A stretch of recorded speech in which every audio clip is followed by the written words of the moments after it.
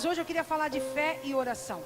Eu queria falar que é outra caminhada para nós receber o impossível. E semana que vem eu termino com uma batalha espiritual. Então hoje eu vou dar uma sequência em fé e em oração. E eu queria que você sem demora abrisse em Hebreus 10, 35, por favor. E eu vou dar uma breve pincelada em 2 versículos, depois eu vou aonde Deus me direcionou. Mas eu também compreendo que nessa noite, se nós entendermos isso, querido, nós vencemos. Nós vencemos é por fé. Deixa eu falar uma coisa. Tudo que é sem fé é pecado.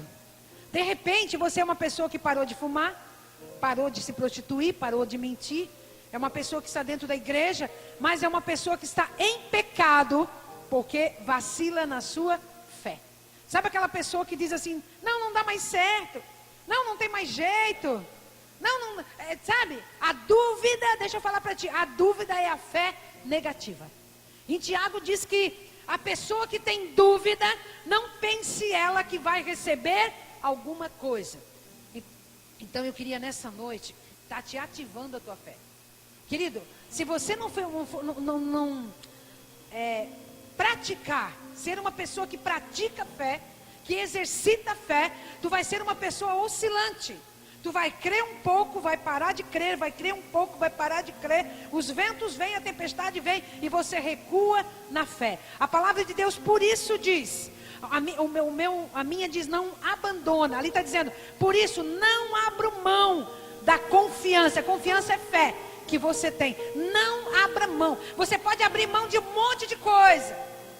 Você pode abrir mão de comer um x-salada. Você pode abrir mão de ir para uma festa, abrir mão de até um amigo, você pode abrir mão. Pode abrir mão de um monte de coisa, mas a palavra de Deus diz assim, ó, não abra mão.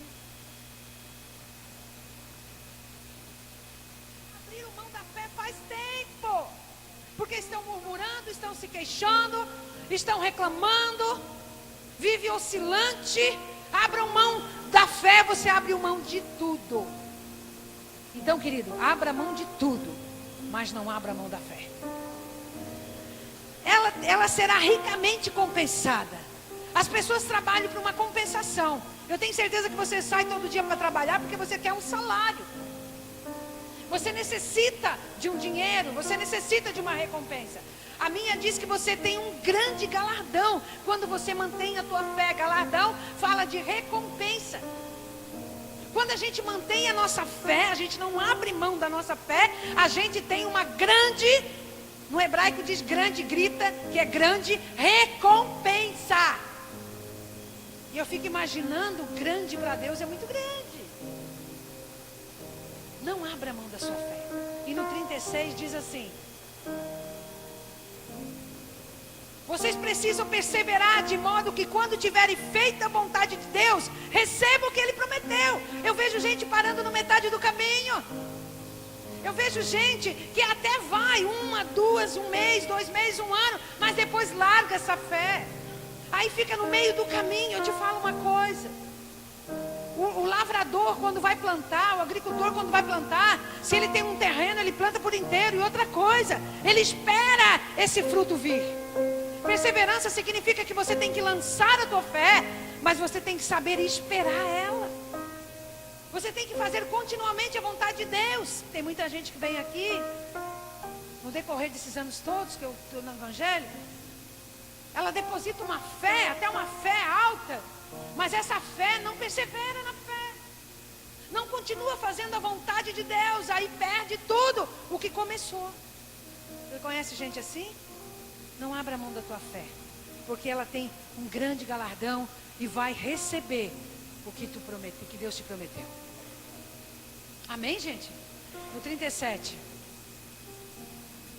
Pois em breve, muito em breve, aquele que virá, aquele de quem vem virá e não demorará. Pode passar o 8. Mas o meu justo viverá pela fé, e se ele retroceder, eu não me agradarei dele. Sabe, queridos? Tem pessoas olhando para mim. Vou pegar a Camila de exemplo com a Fran. A Camila e a Fran são amigas. E de repente as duas começaram a se estranhar. E de repente a Camila começa a dizer, eu não sei o que eu fiz para a Fran, mas eu fiz alguma coisa que eu desagradei ela, porque ela não está olhando mais para mim. E a Camila passa a ficar conturbada, porque uma amizade, alguma coisa, ela não agradou a Fran. Mas tem gente olhando para mim, já faz muito tempo, que tem desagradado a Deus. E não se importa com isso. Pastora, como que eu desagrado a Deus? Com essa tua dúvida, com esse teu medo, com essa tua ansiedade. Eu te pergunto o que uma ansiedade vai fazer na tua vida. O que dormir ansioso vai mudar o quadro no dia seguinte? O que uma dúvida vai gerar uma certeza? Dúvida, é fé negativa. Muitas vezes a gente desagrada a Deus, não porque a gente não vem na igreja, não porque a gente não jejua, não porque a gente até não ora, é porque a gente não persevera na fé. A gente retrocede na fé. Pastor, eu estou na igreja há 10 anos junto com você. Eu não estou falando de estar aqui, eu estou falando de retroceder na fé. Por isso que eu comecei o culto dizendo que Deus não tem sombra de variação. Ele não muda de opinião. Se Ele disse que prometeu, Ele vai dar. Se Ele disse que é para ti, Ele vai dar. O problema não está com Deus. O problema está com a minha fé. Não retrocede, querido. Não retrocede na tua fé. Pastora, mais eu oro, mais a minha mulher se distancia. Querido, continua, porque Ele prometeu, Ele vai trazê-la de volta. Pastora, mais eu oro, mais o fulano está nas drogas. Ele prometeu, Ele vai trazer de volta. Querido, em Romanos 4,17 diz que chame as coisas que não são como se fosse. Eu chamava o meu filho quando estava desviado, eu chamava para a presença de Deus, e eu dizia, tu ainda vai ser muito quebrantado, tu ainda vai servir muito o Senhor, tu ainda vai pregar a palavra, quando ele tudo dizia que não. Porque tu não tem que crer vendo Hebreus 11:1. Se você vê o que você crê, isso não é fé. Fé é a certeza, é a convicção daquilo que nós não vimos. Eu te pergunto, você anda em cima dessa fé? Eu estou falando de fé essa noite. A fé é uma palavra tão pequena, mas é tão difícil de praticá-la. A fé você tem que ter mesmo quando tudo diz que não. Hoje o meu irmão foi fazer um exame e ele estava desesperado. Eu disse, cadê o teu Deus? Cadê a tua fé? E agora às 6 horas ele me liga, Nasa, não deu nada. Eu disse, eu já sabia. Eu já sabia, eu creio num Deus que faz o impossível. Eu creio num Deus que só vai nos levar daqui quando a obra dele acabou em nós. Isso é fé. A fé é a certeza, não é a dúvida, querido.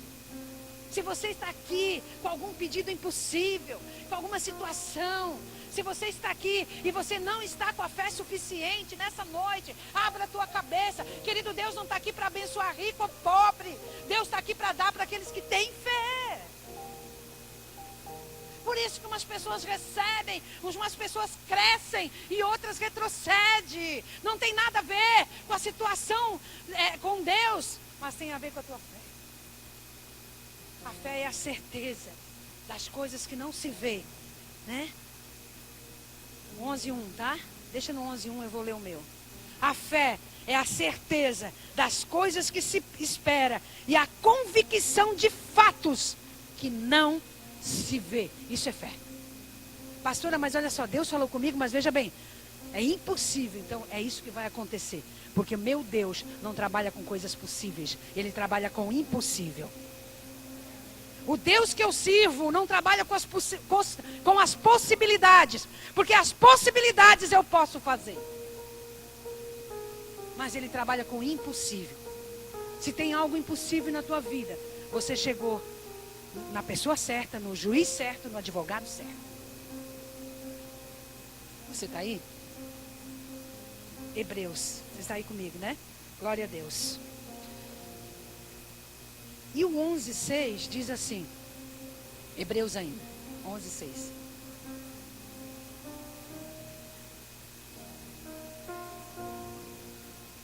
O meu tá, de fato, de certeza, sem fé, é impossível agradar a Deus. Há uma coisa que impossibilita Deus de fazer o milagre. Como pastora, Deus é todo poderoso, Ele pode todas as coisas. Ele é onisciente, onipresente, onipotente. Ele está em todo lugar, Ele vê tudo, Ele tem todo o poder. Mas tem algo que impossibilita o teu milagre. Diz assim, o que é, pastora? A tua dúvida. A dúvida impossibilita Deus de fazer. Gente, isso é fantástico quando tu descobre. Isso é fantástico porque o ser humano é medroso. O ser humano, ele vai atrás de opiniões. O ser humano, muitas vezes, ele baseia a fé dele numa conexão desde o ventre da mãe dele com algo negativo, com algo que não deu certo, com um pai que não foi bom. Ele vai conectando as coisas no seu dia a dia com o seu passado. E ele vem para Deus, muitas vezes ele está dentro da igreja e ele não se conecta nessa fé do impossível. E aí ele continua derrotado. Eu não digo que não estar salvo, mas derrotado. Porque a palavra de Deus diz que o melhor dessa terra é para os filhos de Deus. Deus tem prazer em nos dar. Deus tem prazer de nos abençoar. Hoje de manhã eu orava aqui com o pessoal da manhã. E eu dizia, gente, tudo que tem aí é para nós. Tudo nessa terra é para os filhos de Deus. Muitas vezes os filhos do diabo estão desfrutando mais do que os filhos de Deus. Mas não é porque Deus não quer dar. Não é porque Deus não tem para dar. É porque a fé não alcança aquilo ali. Ele falou, se tu tiveres fé do tamanho de um grão de mostarda, transporta aquilo ali, diga aquele monte que saia dali, que ele sai. Por que grão de mostarda, menor das hortaliças? Porque grão significa que tem que jogar na terra. Você tem que ter uma ação de fé. Jogando essa fé num terreno fértil que é o teu coração, vai dar a maior hortaliças. Vai dar a maior construção. Porque não está no tamanho, está realmente na tua decisão. Deus é bom. Então, de fato, sem fé é impossível agradar a Deus. Talvez você está agradando em tantas coisas, está orando, está jejuando, parou de ir para as festas, parou de beber, mas está desagradando, não tendo fé. Que tamanho é o teu Deus? Porque tem pessoas que entrou aqui que o problema era tão grande que escondeu Deus. O problema é tão grande que não está vendo o tamanho de Deus. Aquele que se aproxima de Deus tem que crer que Ele existe. Não adianta nada, querido, você levantar a mão aqui e cantar. Ele é o Rei da Glória, Ele é o Senhor dos Senhores, Ele é meu Deus, se não crer no seu coração. Não adianta nada. É uma religião. E religião eu fiquei 30 anos. Em religião eu fiquei 30 anos. E quando eu conheci Jesus, de fato e verdade, ativou a minha fé. Eu conheci o verdadeiro Deus que faz. Não um Deus de papel, não um Deus de barro, não um Deus de madeira, mas um Deus que é vivo. É um Deus que respira, um Deus que está comigo. Um Deus que ainda que eu passe pelo vale da sombra da morte, Ele diz, não tema, porque eu estou contigo. Muitas vezes você está aqui dentro, você está no vale, mas eu te digo, a mão dele está estendida para te tirar de lá. Esse vale é necessário para forjar a tua fé. O vale é para tu crescer, querido, não é para te morrer lá. As pessoas estão no vale, estão chorando, querido, dá glória a Deus que tu sai mais rápido. Quem crê que Ele existe, que recompensa aqueles que os buscam. Ele tem presente para mim e para você. Deus tem presente para mim e para você. Presente.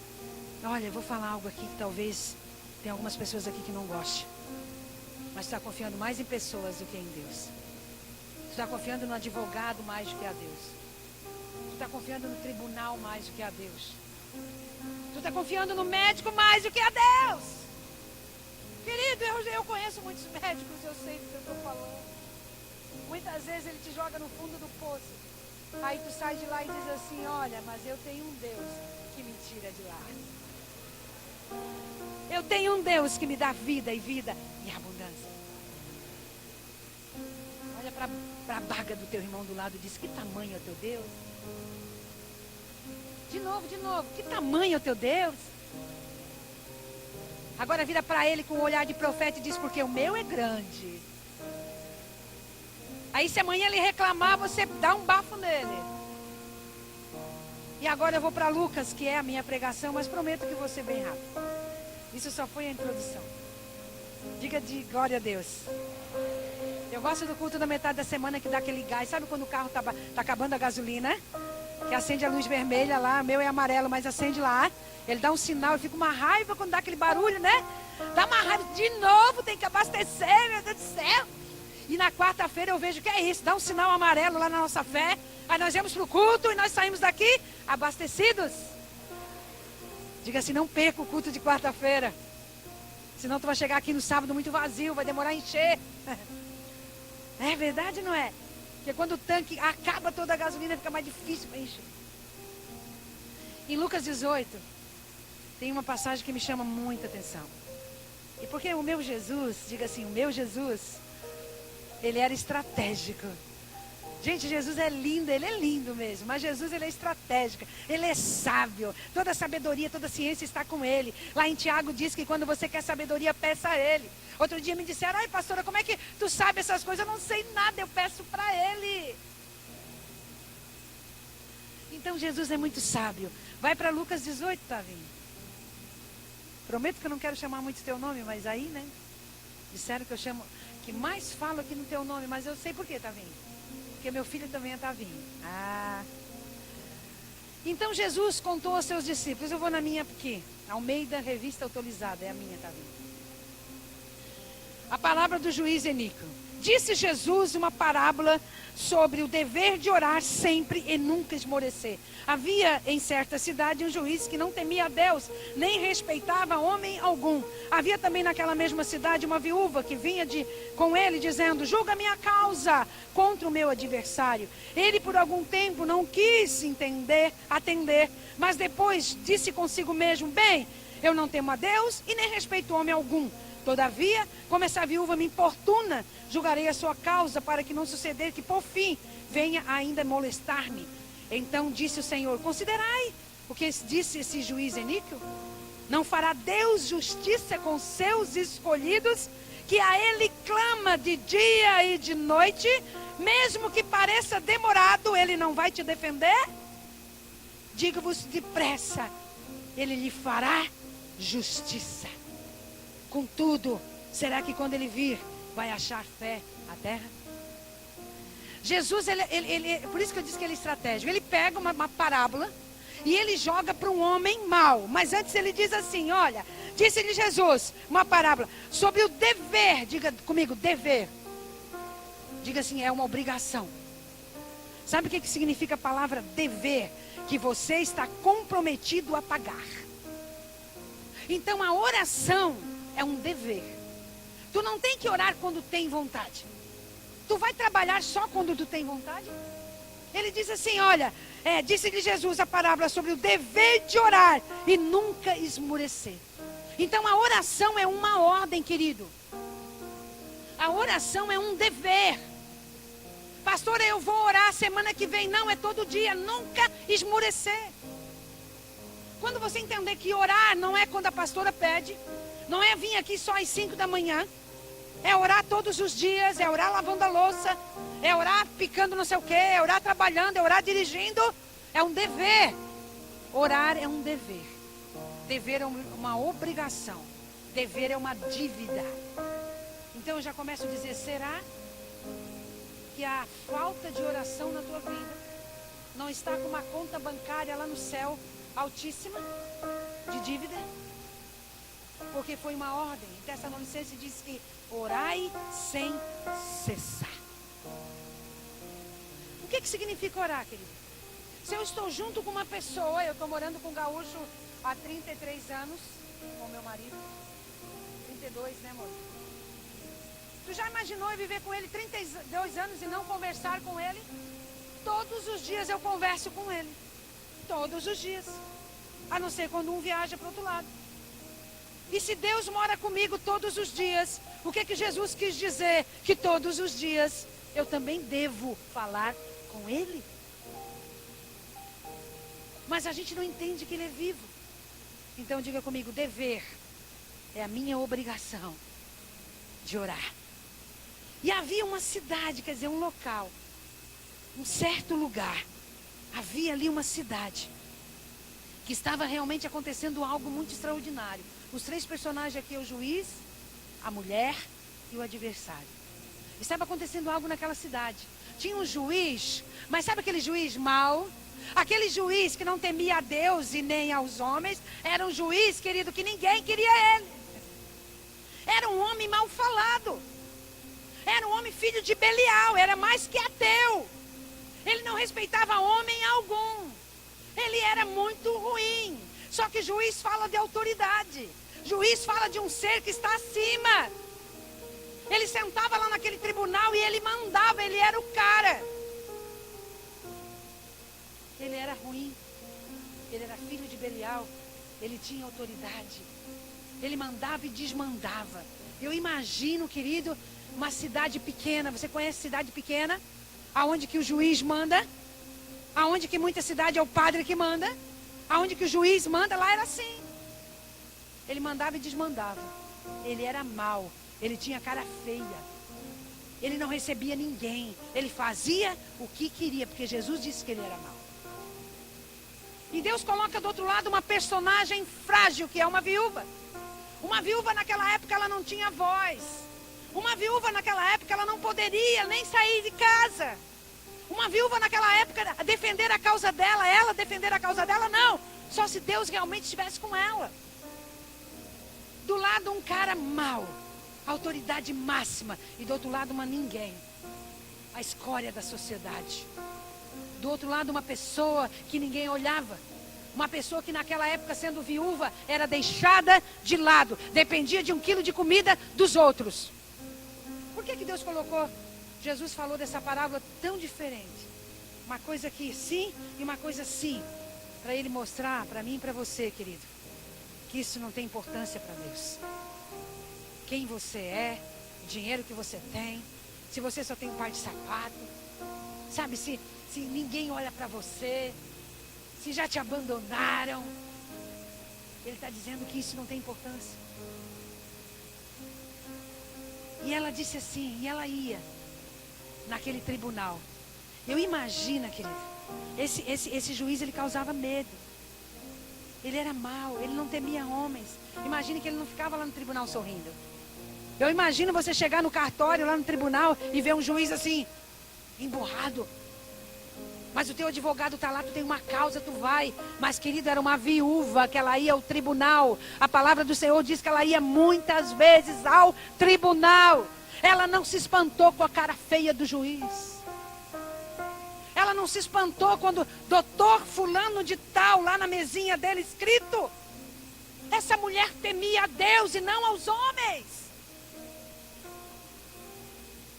E a palavra de Deus diz que ela ia nesse juiz. E ela foi muitas vezes. Havia também naquela mesma cidade uma viúva que vinha ter com ele dizendo: julga a minha causa contra o meu adversário. Julga a minha causa. Eu estou desesperado. Eu tenho uma causa. Eu tenho um adversário. E ela ia num juiz mau, num juiz ruim. Mas o que estava dentro dela, ela sabia o que ela tinha. Talvez você tenha uma causa e você está lutando no cartório. Você tem uma causa diante de Deus, que é um juiz bom, que é maravilhoso, que sabe dar coisas boas aos seus filhos, e você já desistiu de apresentar essa causa para Deus. Essa mulher não desistia nem olhando a cara feia do homem. Ela foi lá muitas vezes naquele tribunal. Eu não sei quantas vezes ela foi lá e ela só dizia, ela não ficava berrando, ela não ficava gritando, ela só dizia: julga minha causa contra o meu adversário. Julga minha causa contra o meu adversário. Essa era a oração. Pastor, eu não sei orar. Diga para o Senhor nessa noite: julga a minha causa. Eu tenho uma causa. Tu está pensando que eu não coloquei uma causa aqui? Eu coloquei. Eu tenho a minha causa aqui. Talvez a tua causa é um casamento. Talvez a tua causa é a saúde. Talvez o médico já desenganou. Talvez é um marido alcoólatra. É drogas. Talvez é uma casa na justiça, uma causa. Ela só dizia: julga a minha causa contra o meu adversário. Ela ia no outro dia: julga a minha causa contra o meu adversário. Imagino quantas vezes ele a viu de longe e disse para a secretária: manda embora, diga que eu não estou. Mas ela voltava no outro dia. Muitas vezes ele escondia o carro ou o camelo e dizia que não estava. Mas ela não desistiu. Por isso que eu digo que é a perseverança que vence. A perseverança é uma palavra-chave, querido. Tem muita gente que abandona a fé, deixa a fé quando vê uma cara feia, quando vê um vento forte. Se desespera, não tem uma estabilidade. Essa mulher, ela ia lá. A palavra de Deus diz que muitas vezes ela ia. E ela tinha uma causa justa. Ela tinha uma situação que ela precisava. A palavra do Senhor diz que antes de nós falar com Deus, Ele já sabe o que nós vamos pedir. A palavra de Deus diz, querido, que o Espírito Santo, Ele geme a nossa causa perante o Pai. O Espírito Santo sabe o que está doendo no teu coração. O Espírito Santo sabe o que você tem chorado, o que você tem buscado. Não desista da tua causa. Ele conhece todas as coisas. Ele sabe, querida, quando você chora, quando você diz não tem mais jeito, Ele está dizendo: eu estou aqui. E ela estava diante de um juiz pecador, Juscelia. Um juiz que ele não tinha amor aos homens, ele não tinha nenhum afeto com ela, ele era grosso com ela, mas ela sabia em quem tinha crido, ela sabia quem era Deus dela. Essa mulher tinha uma fé que Jesus a elogiou, a escreveu. Ela deixou um legado. Sabe, querido, a fé dessa mulher desestruturou, desequilibrou o inimigo. A fé dessa mulher balançou o coração de um homem mau. Porque ele virou um dia, quando ele se cansou de ser importunado, ele disse: eu não temo a Deus e nem aos homens, mas eu vou resolver a causa dessa mulher, porque ela está me incomodando. Certamente ele foi no banheiro e disse: eu vou ter que resolver. Eu não posso mais ver essa mulher aqui. Eu vou ter que resolver, porque senão ela vai incomodar muito. Querido, incomode, incomode, incomode, até a sua causa ser resolvida. Deus está dizendo: pode me importunar, porque eu quero ver a tua fé. Eu quero ver a tua fé, até onde vai. Você não está incomodando quando você chega na presença de Deus chorando. Você está dizendo que tem fé, você está dizendo que ainda acredita. E ele disse assim: eu vou ter que resolver. Essa mulher está me incomodando. E ele disse consigo mesmo, olha só como ele estava conturbado. Ele estava perturbado. Querido, a minha fé tem que perturbar o inimigo, não o inimigo perturbar a minha fé. A minha fé tem que deixar o inimigo feroz, conturbado. E olha que nós temos visto isso, né, Paulo, né, Marli? A gente tem visto o inimigo feroz. O inimigo pulando de um galho para outro. Porque nós nos mantemos firmes na fé.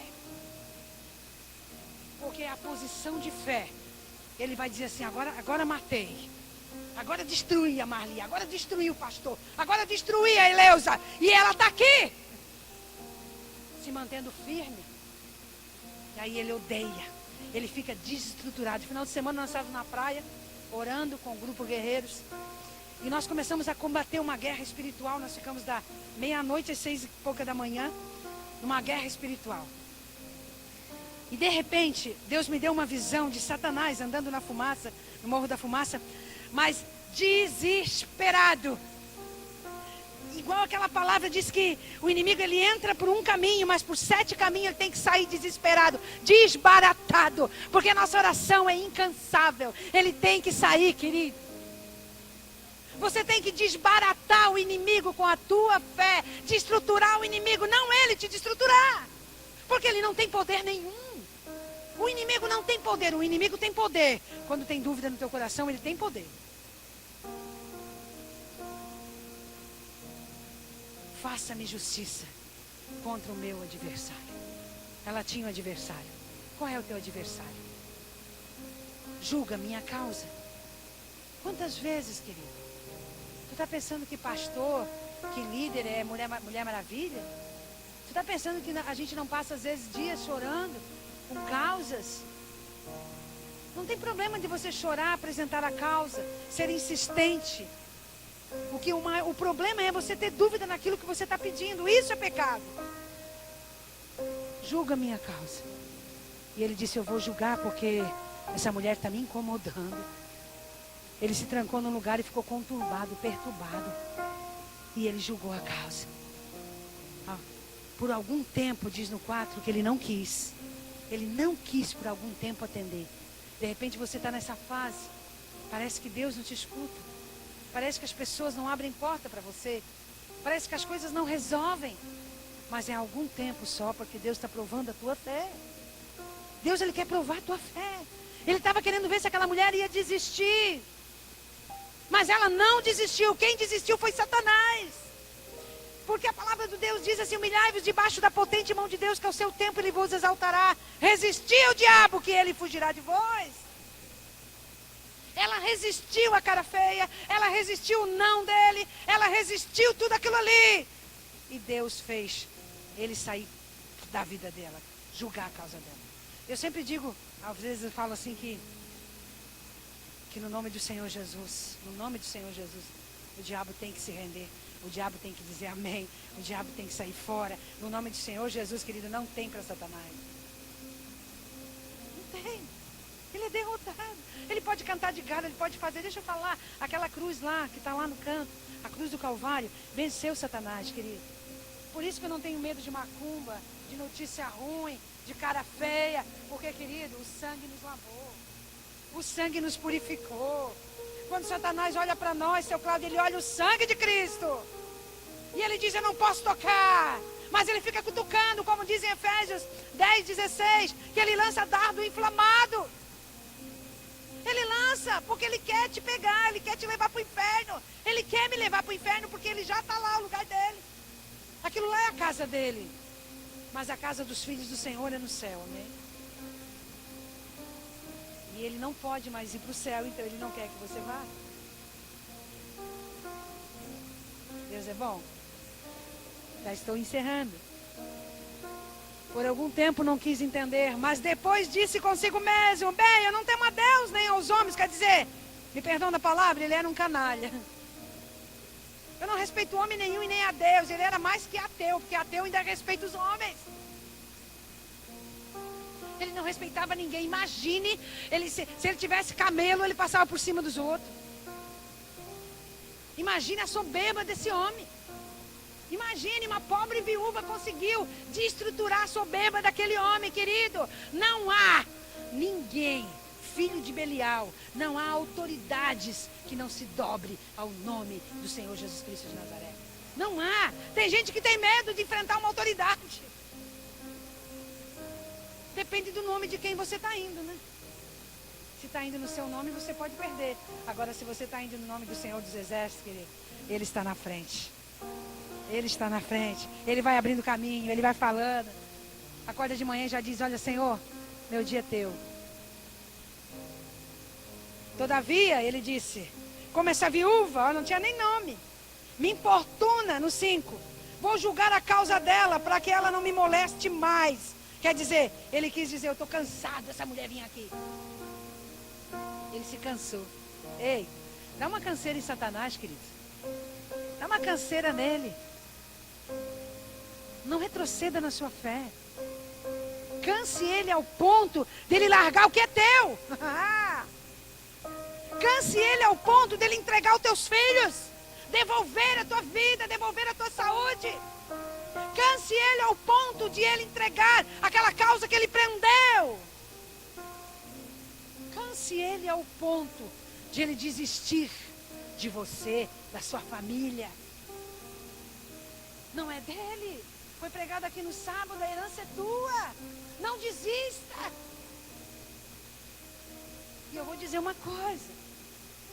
Você precisa de perseverança. É uma palavra que, para mim, Talvez você que está aqui não ouviu, mas a palavra perseverança para mim é a palavra-chave da minha vida. Porque nós necessitamos de perseverança para, depois de fazer a vontade de Deus, alcançar a promessa. O que tem faltado na tua vida? A vontade de Deus? A perseverança? Ou você já se cansou de clamar? O que tem para você, Débora, é muito grande, depende de você.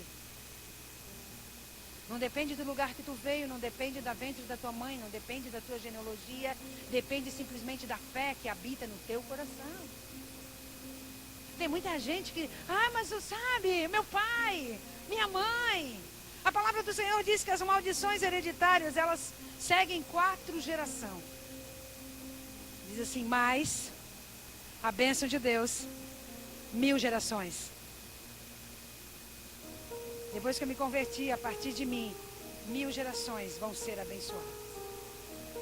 Você pode aplaudir o Senhor, querido? Isso é fé. Isso é fé. Isso é fé. Aleluia. Então disse o Senhor, considerai. Presta atenção. O que esse juiz disse? Considerar, Jesus disse, presta atenção no que eu estou te falando nessa noite. Não desista da tua causa. Ainda que tudo diz que não, como o pastor Lúcio cantou. Ainda que aparentemente você não está vendo nada. E quem está dizendo para você ver? Porque a nossa vida, a nossa fé não é por vista. É porque a gente crê. Se tu vê, não é fé, querido. Deixa eu falar uma coisa. Pode ser para 1 ou para 2 ou para 10. Mas se tu não mudasse teu pensamento aí, essa cabecinha oca aí, tu não vai alcançar nada. Porque na tua cabeça só tem aquela situação que não deu certo. Você não olha as promessas que Deus tem na tua vida. Você está focado naquilo que não deu certo. E a palavra de Deus diz em Filipenses, prosseguindo para o alvo, esquecendo das coisas que para trás ficam, alcançando aquilo que está diante. Mas o Senhor está mandando dizer para alguém nessa noite aqui, não precisa vir mais aqui, porque tu não esquece o teu passado.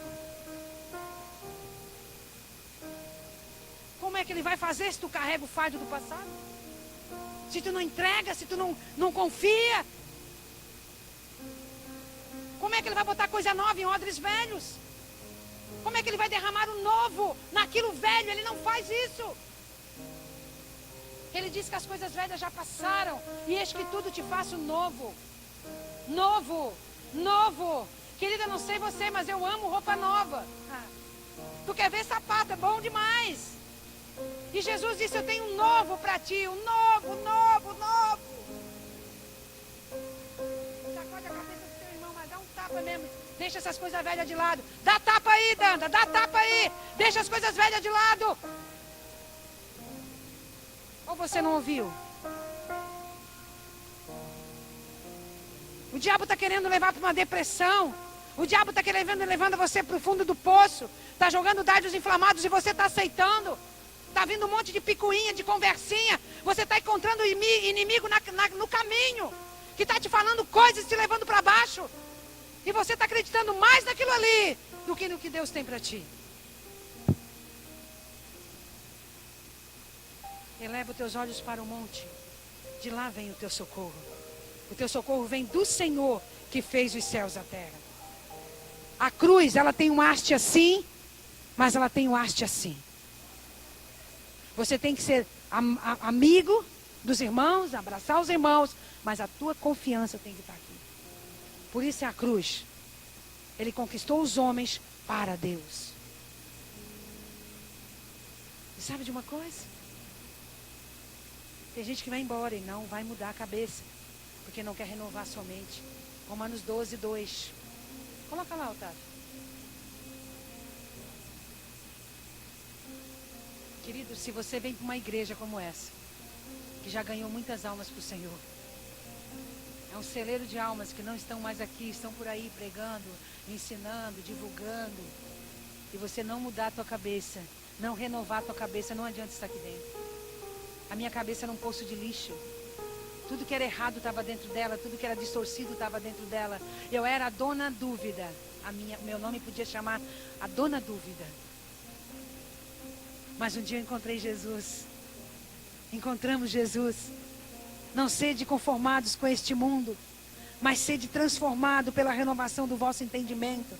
Na minha está renova a sua mente, renova o seu entendimento, para tu experimentar qual seja a boa, agradável, perfeita vontade de Deus. Deixa eu falar, sacode a cachola assim, sacode.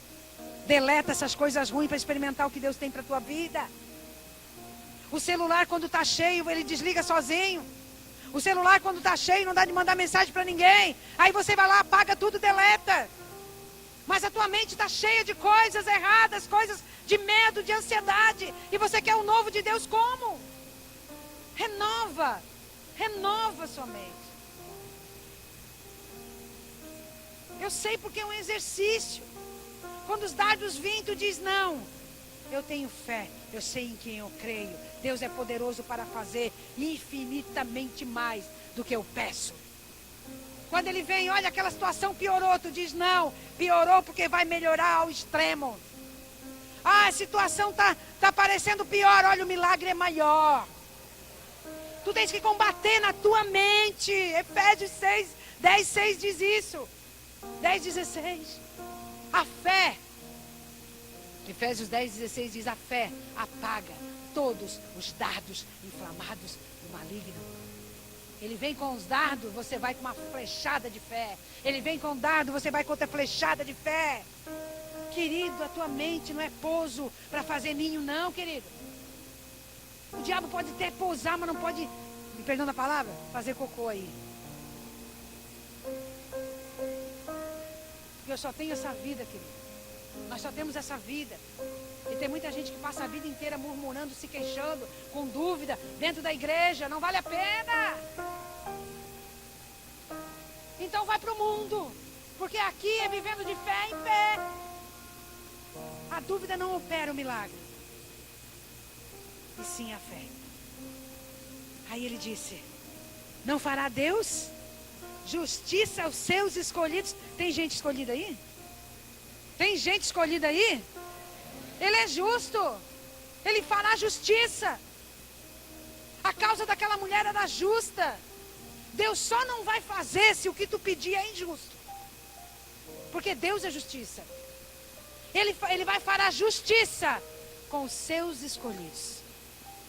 Se tem uma causa que você vê que é injusta, que está acontecendo contigo na tua vida e é injusto, apresenta diante do juiz, querido, que ele é justo e ele vai julgar a tua causa. Deus fará justiça aos seus escolhidos, que murmura de dia e de noite. É isso que está escrito? Que reclama 24 horas, é isso que está escrito? Que clama de dia e de noite. Que embora ache que demora, continua clamando. Digo-vos, o Senhor está dizendo para alguém nessa noite, que depressa Ele vai fazer justiça na tua causa. Diga, depressa. Diga, eu vou me manter aceso na minha fé. Eu vou me manter firme, convicto naquilo que Deus me prometeu, porque Ele é fiel. E depressa, diga comigo, depressa, Ele fará justiça na tua causa. Aplaude ao Senhor.